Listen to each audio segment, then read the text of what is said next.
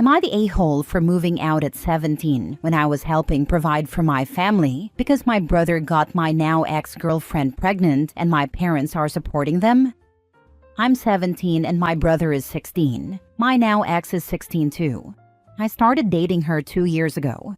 When she told me she was pregnant, I knew the kid wasn't mine because we never had sex, but she was so distraught that I didn't say anything to anyone at first because I wondered if she might have been violated. But that wasn't it. She had cheated with my brother, and he got her pregnant. I admit I lost my temper and almost beat the crap out of him when I found out. My grandpa was able to stop me before I did something I'd regret. Not because he's my brother and I love him. That's not it at all. It's because it would have ruined my life. My parents were all over the place, but they said they would stand by my brother and my ex. I told them I hoped they knew they were on their own with that, and I wasn't supporting it. They looked at me like I had broken their hearts. See, ever since I was 13, I found ways to help out with money because my parents struggled, and as soon as I could get a real job, I did. I was still doing it when all this happened, and my parents didn't want me to stop. I ended up moving in with my grandparents because I couldn't be around them anymore. My parents were upset I was leaving. My grandparents, who never liked my parents relying on me like they did, told them it was tough luck, and they should be ashamed of themselves for expecting me to take care of the mess my brother created and help them provide for the rest of our lives. They told my parents it was never my job. My ex tried to reach out, and I told her I didn't want to yell at a pregnant person, so just leave me alone and forget I exist, because I will never have anything to do with her again. My brother tried reaching out too, but I just didn't answer, and I deleted his texts and blocked him. I walk away from him at school, and if I see him outside, I walk the other way. I started walking the long way home just to avoid him. My parents expected me to calm down after a month or two, but it's been several months now. I'm almost 18, and the baby will be here soon, and nothing has changed or will change. I told them I won't be a part of that baby's life or my brother's life ever again. They told me I need to calm down and be more rational, that I was always so responsible and good. My grandparents almost lost their minds when they heard that guilt trip and the implication that I wasn't good anymore. I was told by some other family, siblings of one parent, that I should try to be more understanding. That moving out like I did is extreme when I'm still technically a minor. They basically went to bat for my parents because they feel like I was unfair to them when they have to support their kid even if he messed up. Am I the a-hole? Now for the top comments. Not the a-hole. I'm glad you have your grandparents. It was never your responsibility to provide for your parents' family. You have your own life to lead, and you have no obligation to subject yourself to people who intentionally hurt you. I hope that you do great things and have a wonderful life. Me too. My grandparents saved me from being pretty miserable and maybe even going to the streets, because I think I would have chosen that over living there with everything that happened. See the silver lining in all this. Your brother's actions have freed you from any obligations, financial or otherwise, towards your parents and him. No offense, but you are way too young to be supporting 3 to 5 people financially. If you want to work, do it for yourself. If you want to study, do that. Not the a-hole. All the best. Not the a-hole. Keep that hostility, but I do recommend therapy, homie. This nonsense plus the making you support the household crap will stick with you and affect you later in life if you don't address it now. I'm looking into it now, but I'm not totally sold on the idea just yet. Speaking as someone who has been through therapy for other reasons, there is no timetable for getting therapy. It works best when you are ready for it to happen. If you aren't feeling ready just yet, that is okay. It'll still be there for when you do feel it's time. But there is definitely no harm in researching your options in the meantime to shortlist some good candidates for when you feel it's time to reach out. I like this idea. I don't want to end up with someone who tries to make me get over it and have a relationship with them all again. I know there are therapists who don't believe in not having contact with family and believe you should stick around regardless. So I don't want to bounce around just to one who won't say anything like that to me. My grandparents said they'd look out for stuff like that for me. But when we were talking about it, the first couple we found were like that, and I was so turned off of therapy from that. Next story. Am I the a-hole? I told mom she can bill me using the tuition money she stole from me. When I, 33 male, was preparing to go to uni, my mom confessed that there was no tuition money for me. Over the years, my dad would give her cash to deposit, but she only deposited the first payment. She spent the rest. To be honest, I wasn't even surprised. I was used to being disappointed by her. She promised that she would pay me back and asked that I never tell my dad. So for 4 years, I thanked them for the tuition money while I took out loans. For reasons related to her narcissism, I have an arm's-length relationship with her, though she would say we're pretty close, as she assumes my smiling and nodding while she drones on about the same stories constitutes a relationship. We have a family cottage that she puts above everything else. She lives there about 90 days a year. I've been going there with my girlfriend for about 4 days each summer, which she begrudges, as it takes away from her time. My dad supports my going, which is how I pull it off. She recently told me it was time for me to start paying for some of the maintenance on the cottage since I use it. She actually suggested $1,000, which is wildly disproportionate. I told her she could take it out of the tuition IOU and that we could negotiate the amount with my dad. She was speechless. She texted me later to say that it was manipulative to bring up the tuition and to threaten to tell my dad. It went on and on. I've been thinking about it, and at first I'm hurt and offended that she can't just do a nice thing for me. She has to get something out of it. Second, I guess I'm not really over the whole tuition thing. Would I be the a-hole for bringing up ancient history and not paying her for use of the cottage? Edit. At the time, it never occurred to me that I should have told him. I thought I was doing the right thing by protecting both of them. That pretty much summarizes my childhood. Not the a-hole, but I'm confused as to why you agreed to keep this secret from your dad. It isn't clear from your post whether or not your parents are currently married, but either way, it makes no sense to lie to your father. He thinks he spent money on your education, and for some reason you went along with this lie? Right? I wonder about the relationship. If it was my child, I'd be very angry at my wife, but I'd be hurt by my son. Like, do we not have a good enough relationship that he felt he couldn't tell me? That I wouldn't believe him or what? Also hurt that I worked so hard to help my child and give them a head start, but they felt it better to fall into debt than not tell me for reasons? If I found out my son felt he had to protect his mother to this degree after a transgression that large, I would be horrified and disgusted with myself to see that I allowed my son to be raised by this woman without adequate protection from me. Everyone sucks here except Dad. You're the a-hole for not telling your dad as soon as you were aware that your mom stole from both him and you. He could try legal action to recover some or all of that stolen tuition money. Instead, he may have continued giving her money intended for your schooling while you were taking on debt. Your complicity in your mom stealing from your dad and you has hurt your dad. You let him stay ignorant and vulnerable to your mom's lies. Your mom is obviously the a-hole as well. She has injured you and your dad and manipulated you into being her accomplice to leave your dad vulnerable. You are an adult now. You can choose how much access and energy you focus on your parents. Your mom is a manipulative, abusive user.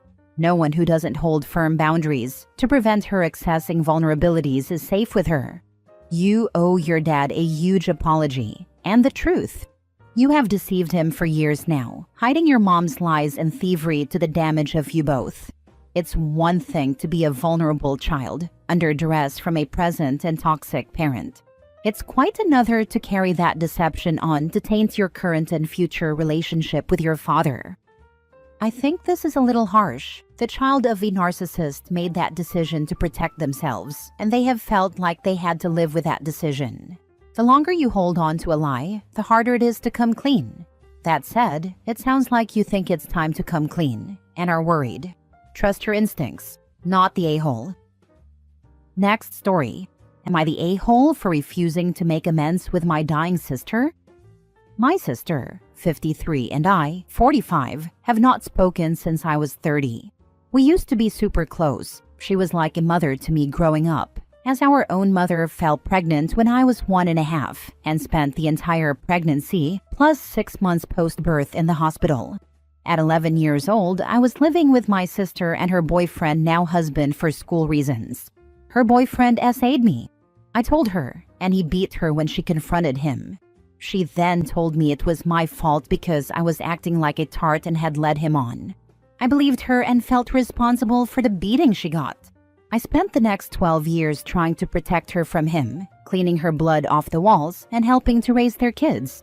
I constantly begged her to leave him, to no avail.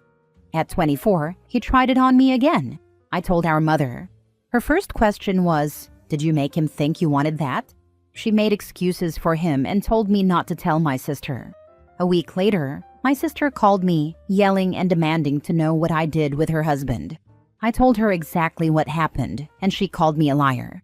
I kept giving her the benefit of the doubt and blaming myself for the next 6 years. I finally had enough of her BS and cut her out of my life at 30. She got cancer when I was 21, and I moved cities to care for her and her kids. Apparently, it's back now, and my mom thinks I need to forgive her and make amends before she dies. For the record, she's still married to my offender. My response was that she died 15 years ago in my eyes. So, am I the a-hole for not making amends and letting her go to her grave without my forgiveness? Now for the comments. Has she even apologized? You can start forgiving someone without a sincere apology. Given the lack of apology, you're definitely not the a-hole. Even if she did apply, you're still under no obligation to forgive. And you would still be not the a-hole.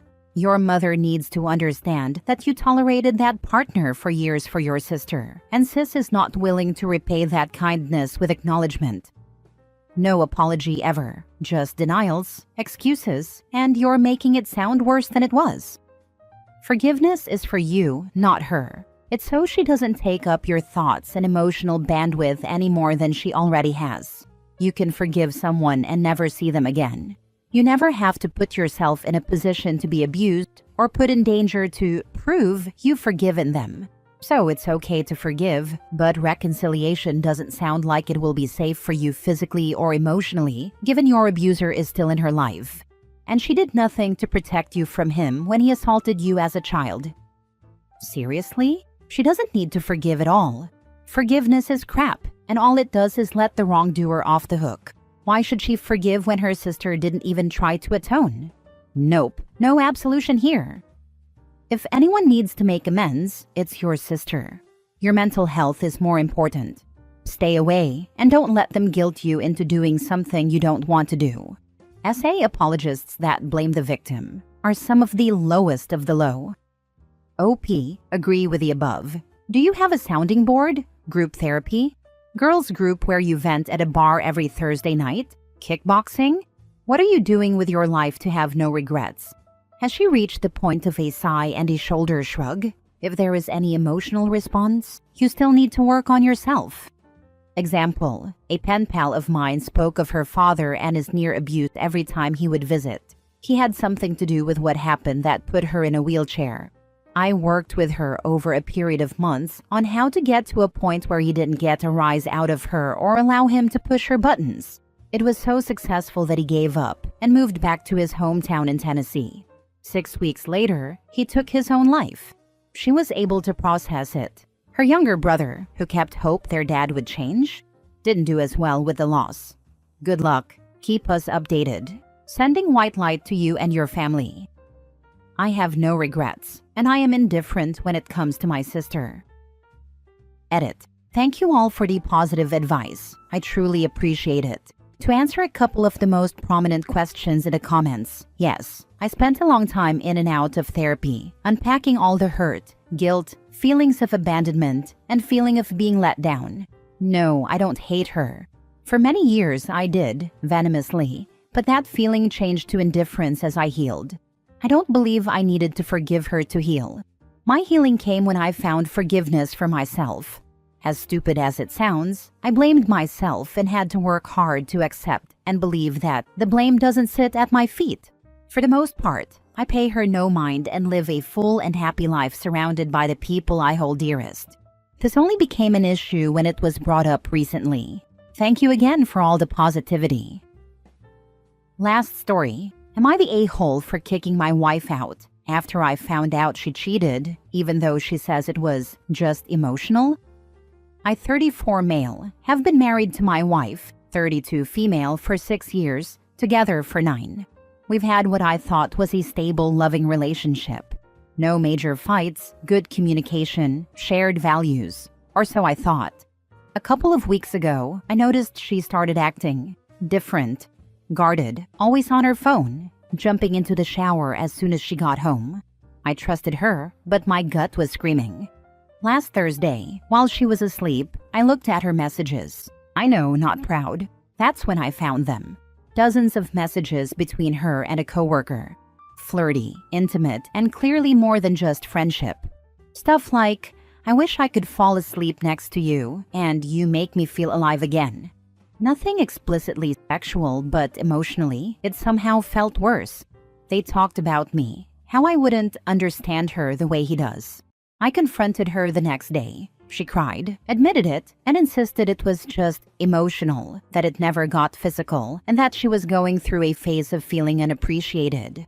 I asked her why she didn't just talk to me about that. She said she was scared I'd shut her down. I told her to pack a bag and leave. I needed space. She begged me not to throw away our marriage over a few messages. Said I was being cruel.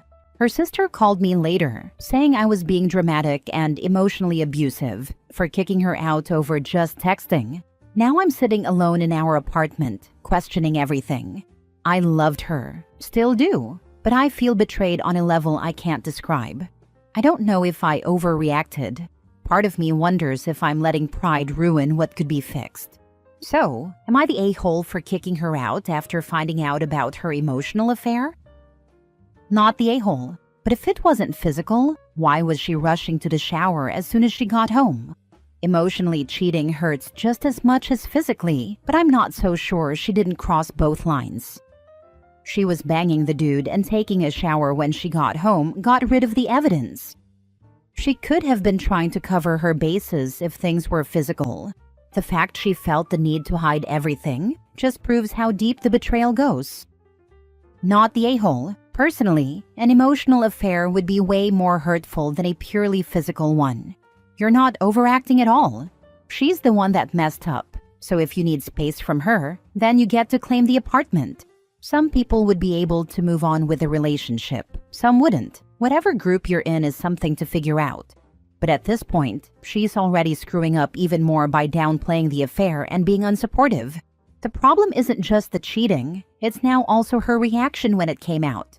Sorry this happened to you, men. Yeah, this is what I was going to say. There are a lot of articles available talking about how emotional affairs are just as, if not more damaging than physical affairs.